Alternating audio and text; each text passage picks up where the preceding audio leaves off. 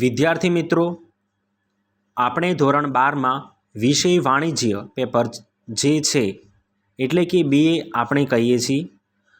તો આ પેપરમાં જે વિભાગ એના પ્રશ્નોને આપણે આ વિડીયોમાં સંપૂર્ણપણે પ્રશ્નોની ચર્ચા કરીશું.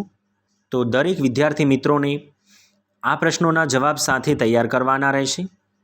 તો નીચેના પ્રશ્નોના વિસ્તારપૂર્વક જવાબ આપો. પ્રશ્ન 1, સંચાલનનો અર્થ આપી તેની લાક્ષણિકતાઓ સમજાવો. પ્રશ્ન 2, સંચાલન કુદરતી નહીં પણ સામાજિક વિજ્ઞાન છે, સમજાવો. એના અથવામાં પ્રશ્ન છે, સંચાલન એટલે અન્ય વ્યક્તિઓ પાસેથી કામ લેવાની કળા. આ વિધાનના સંદર્ભમાં સંચાલન કળા વિશે સમજૂતી આપો. પ્રશ્ન 3, સંચાલનની વિવિધ સપાટીઓ વચ્ચે તફાવત સમજાવો. પ્રશ્ન 4, સંચાલન પ્રક્રિયા એટલે શું, તેના કાર્યો સમજાવો. પ્રશ્ન 5, સંકલનનો અર્થ આપી લક્ષણો સમજાવો.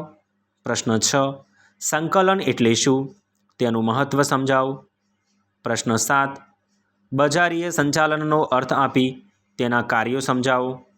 પ્રશ્ન 8, માનવ સંસાધન સંચાલનનો અર્થ જણાવી તેના લક્ષણો જણાવો.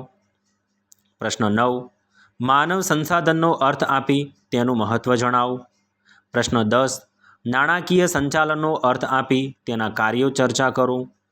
પ્રશ્ન 11, ઉત્પાદન સંચાલનનો અર્થ આપી તેના કાર્યો જણાવો.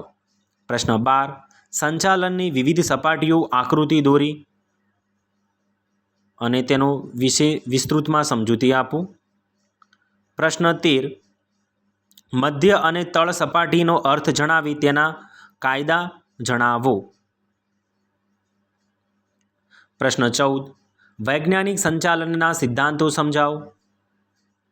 પ્રશ્ન 16માં જોઈશું, પ્રશિષ્ટ વિચારધારા અંગે વિસ્તૃત માહિતી આપો. પ્રશ્ન 17, હેનરી ફેલોનના લિનનના સિદ્ધાંત સંચય સમજાવો.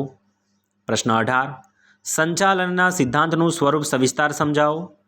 પ્રશ્ન 19, સંચાલનના સિદ્ધાંતોનો અર્થ આપી તેનું મહત્ત્વ સમજાવો.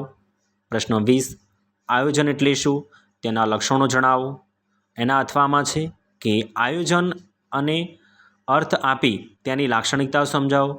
એના અથવામાં છે આયોજનના લક્ષણો વિસ્તારપૂર્વક સમજાવો. પ્રશ્ન 21, આયોજનની વ્યાખ્યા આપી તેની પ્રક્રિયા સમજાવો. પ્રશ્ન 22, આયોજનની મર્યાદાઓ સમજાવો. પ્રશ્ન 23, યોજનાના પ્રકારો સમજાવો. પ્રશ્ન 24, વ્યવસ્થા તંત્રના પ્રકારો વિશે સવિસ્તાર સમજાવો.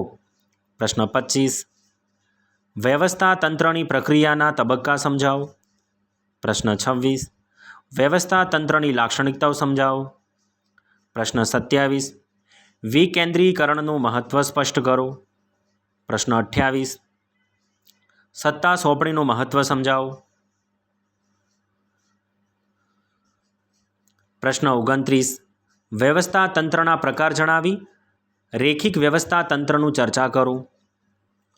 પ્રશ્ન નંબર 30, વ્યવસ્થા તંત્રનો અર્થ જણાવી કાર્ય અનુસાર વ્યવસ્થા તંત્રની ચર્ચા કરો.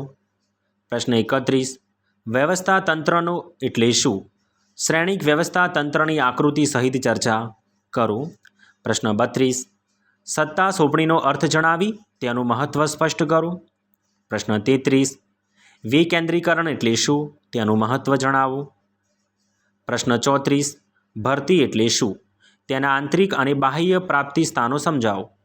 પ્રશ્ન 35, તાલીમ એટલે શું, તેનું મહત્ત્વ સમજાવો. પ્રશ્ન 36, દોરવણી એટલે શું, તેનું મહત્ત્વ સ્પષ્ટ કરો. પ્રશ્ન 37, દોરવણીનો અર્થ આપી તેના લક્ષણો સમજાવો. પ્રશ્ન 38, દોરવણીના તત્વોની ચર્ચા કરો. પ્રશ્ન 39, માલની જરૂરિયાત એકાગ્રતા ક્રમ આકૃતિ સહિત સમજાવો. પ્રશ્ન 40, નાણાકીય પ્રોત્સાહનનો અર્થ જણાવી તેના પ્રકારો સમજાવો. પ્રશ્ન 41, બિન નાણાકીય પ્રોત્સાહનનો અર્થ જણાવી તેના પ્રકારો સમજાવો. પ્રશ્ન 42, અંકુશનો અર્થ આપી તેના લક્ષણો સમજાવો. પ્રશ્ન 43, અંકુશનું મહત્ત્વ સમજાવો. પ્રશ્ન 44, અંકુશ પ્રક્રિયાના વિવિધ તબક્કાઓની વિગતવાર સમજૂતી આપો. પ્રશ્ન 45. મૂડી માળખાને અસર કરતા પરિબળો ચર્ચો. પ્રશ્ન 46. તફાવત આપો. 1. કુલ કાર્યશીલ મૂડી અને ચોખ્ખી કાર્યશીલ મૂડી. પ્રશ્ન 47. નાણાકીય સંચાલનનો અર્થ આપી તેની લાક્ષણિકતાઓ વર્ણવો. પ્રશ્ન 48. મૂડી માળખાની વ્યવસ્થા આપી આદર્શ મૂડી માળખાના લક્ષણોની ચર્ચા કરો. પ્રશ્ન 49. મૂડી માળખાને અસર કરતા ગમે તે 5 આંતરિક પરિબળો અને જે 5 બાહ્ય પરિબળોની ચર્ચા કરો. પ્રશ્ન 50. નાણાં બજાર એટલે શું? તેની લાક્ષણિકતાઓ વર્ણવો. પ્રશ્ન 51.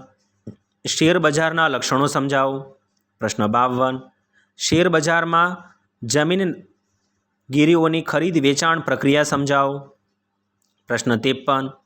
સેબીના કાર્યો જણાવો. પ્રશ્ન 54. તફાવત દર્શાવો. 1. મૂડી બજાર અને નાણાંબાજી. પ્રશ્ન 2. પ્રાથમિક બજાર અને ગૌણ બજાર. પ્રશ્ન 55. બજારીય પ્રક્રિયાના કાર્યો સમજાવો. પ્રશ્ન 56.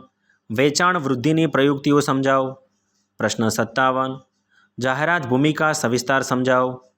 પ્રશ્ન 58. વિતરણનો ખ્યાલ સમજાવી વિતરણના માધ્યમો કે પ્રકાર દર્શાવો. તો વિદ્યાર્થી મિત્રો, આ આપણે પ્રશ્ન 1થી મોડી 58 પ્રશ્નોની ચર્ચા કરી છે.